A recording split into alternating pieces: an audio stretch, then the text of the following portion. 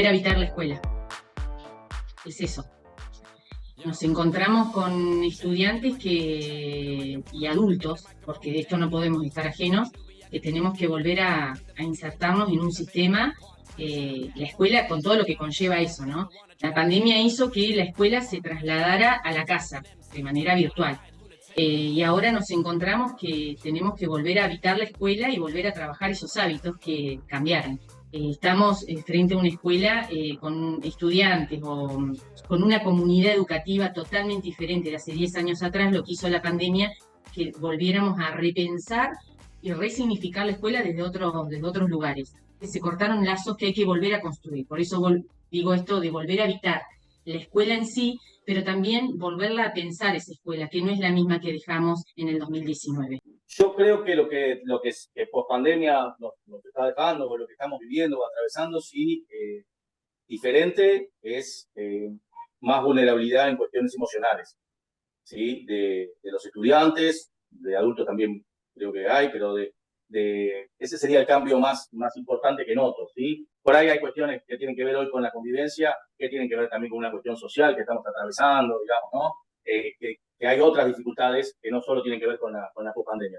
Que haya mucha más gente, y acá sí pongo más a los adultos, sensibles o con menos paciencia o tacto para resolver situaciones, pero en el caso de los chicos sí lo que noto o veo es un crecimiento de situaciones emocionales más a flor de piel, más difíciles, que por ahí antes no se notaban tanto, había por supuesto, pero eran en menor cantidad, y hoy vemos que muchos chicos atraviesan muchas cuestiones emocionales que no sé si son solo atribuibles a la pandemia, a cómo se atravesó, a qué pasó en la edad de nuestros chicos en esa época, al aislamiento, a la falta de contacto, a la pérdida de expectativas por ahí futura como más acentuada, pero bueno, la parte emocional es la que yo veo más vulnerable.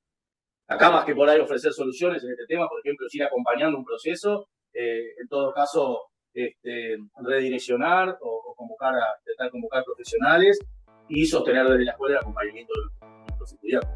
Empezó a manifestarse situaciones, sobre todo en las estudiantes, situaciones de mucha angustia, de llanto, de salir, digamos, de la escuela, de estar en el baño. Cuando uno justamente empezaba a indagar y a charlar, identificamos que por ahí lo que más incidía en estas cuestiones era el hecho de cómo vincularme con el otro, digamos. No, llevo una semana, 2 semanas y no hice amigos o amigas. Entonces era como que era muy fuerte esa cuestión de sentirse solos, de no poder establecer una relación, un diálogo, de no, viste, acercarme a un par. Entonces se estaba dando con mucha presencia esa situación. Entonces empezar a trabajar, ver de nuevo la idea de grupo, la idea de par, de compañero, de cómo encontrarme con el otro, cómo conocer al otro, que el otro me reconozca. Así que bueno, trabajando con los profes, con el cuerpo de preceptores, del equipo directivo y también por supuesto con la familia. Los grupos que ellos armaron de los cursos empezaron a ser espacios en los cuales había mucha violencia.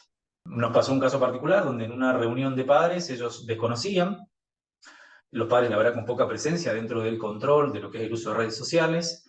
Básicamente, digamos, se manifestaba ahí muchas situaciones de violencia, de agresión, de agravios permanentes, que tenían un origen posiblemente en la escuela, pero era una continuidad 24/7, permanentemente. Capaz de algo pequeño, empezaban justamente en ese espacio donde ellos naturalizaban, evidentemente, un espacio de convivencia virtual, expresiones, pero la verdad que fuertes, muy violentas, donde por allí, por ejemplo, lo que son palabras de morite, suicidate, matate, común. Es algo común, como que ellos lo naturalizaban, es algo, una palabra, la verdad, que ellos le dan poco contenido, como nada, como un insulto leve, sino simplemente que forma parte de su lenguaje de adolescente. Pero bueno, nos pasó justamente en situaciones en estudiantes que venían con cuestiones previas, donde esas palabras, la verdad, que incidieron de manera muy fuerte, muy potente y muy negativa, por supuesto. También el hecho, por ejemplo, de no darle un uso pedagógico, es decir, por ejemplo, los estudiantes faltan. ¿Sí? Los chicos faltan, no van ni a la escuela, no consiguen que alguien les comparta la tarea. Eso también nos llamaba mucho la atención, de que ellos no utilizaran esos grupos justamente con el fin que supuestamente se había creado, un grupo de tareas, un grupo de trabajo de la escuela. Cuando nos juntamos con los papás, cuestiones que me llamaban la atención era de situaciones que los papás, algunos papás, conocían de manifestaciones, de cierto, digamos, nivel de violencia, de agravios, y que ellos no le acercaron esa información a la escuela. Quizás no lo socializaron con la escuela.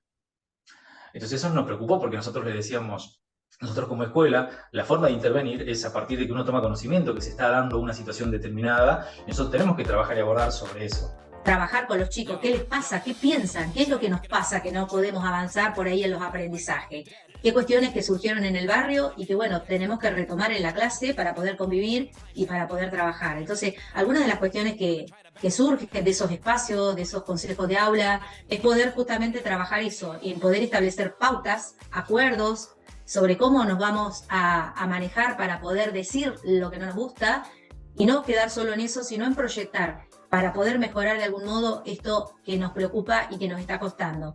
Como por ejemplo, aprovechar esa instancia o ese tiempo que tenemos en la escuela para hacer algo de otro lugar que nos permita unirnos y permita encontrarnos y nos permita ver que necesitamos de un otro para avanzar. Si vos me decís qué sentimos como muy, muy importante, es el involucramiento de todos los miembros, digamos, de la comunidad. En este caso, de los que formamos acá, diríamos, desde los porteros están involucrados, la señora del kiosco, los docentes, los tutores, el equipo directivo. Nosotros sentimos e intentamos trabajar que el clima y la convivencia es un trabajo que construimos entre todos. Hay una decisión bastante institucional, bastante acompañada, de que acá este es un tema que se trabaja o del cual se habla. Los conflictos tienen que salir. Tenemos momentos del día clave, digamos, nosotros tenemos momentos de encuentro al comienzo de cada una de las jornadas, tanto a la mañana como a la tarde, donde se conversan, por ejemplo, algunas informaciones del día o lo que sea, noticias, se da participación a los miembros, digamos, de la escuela en que puedan también expresar sus noticias, tratando de familiarizarla a la escuela. Y, por ejemplo, cuando hay situaciones delicadas de convivencia que nos atraviesan, ahí son explicitadas, digamos. Este intercambio que se generó en las 4 escuelas de mi zona, el día 23 de noviembre con Agustín, abrió otra cosa. Primero porque alguien externo, es un extranjero, pero también les habilita a que ellos puedan decir algunas cuestiones. Por ejemplo, hay algunos nenes que pudieron expresar que está bueno, que se pueda decir lo que uno sienta, que está bueno esto de que venga alguien a aportar de alguna manera lo que a nosotros nos pasa, pero no nos animamos a decir.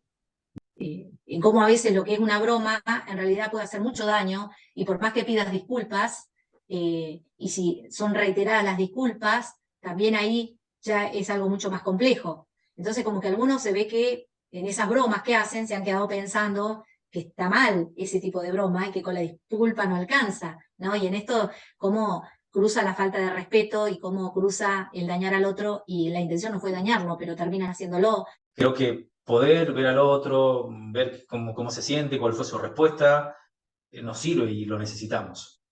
Porque también, digamos, no quedarnos con el conflicto, sino por qué no trabajamos cómo crear espacios sanos de conflicto, espacios sanos de trabajo, de convivencia, de cómo fortalecer relaciones, de cómo crear relaciones, de cómo vincularme, y sobre todo esto de cómo circular la palabra, de cómo intervenir, de cómo anticiparse fundamentalmente, cómo detectar, de cómo hacer todo un circuito de información, a ver cómo empiezo a transitar este conflicto, a ver cómo lo empiezo a caminar, por cuáles son los pasos y con quién puedo contar. Que se cuestionen cosas ellos, que cuestionen al resto, que se pregunten y que reflexionen desde otro lugar. ¿Es fácil? No, es un trabajo de hormiga, que por eso el referente tiene que estar para orientar, para escuchar y para reflexionar con ellos, no para juzgar y direccionar.